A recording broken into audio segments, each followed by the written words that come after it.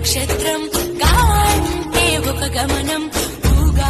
అని అనగా ఆ నక్షత్రపు గమనం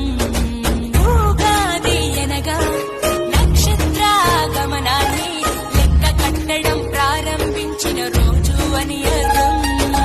తెలుగు జాతికి శ్రీకారం ఇదే కొత్త మన సంవత్సరం ఉగాది సృష్టి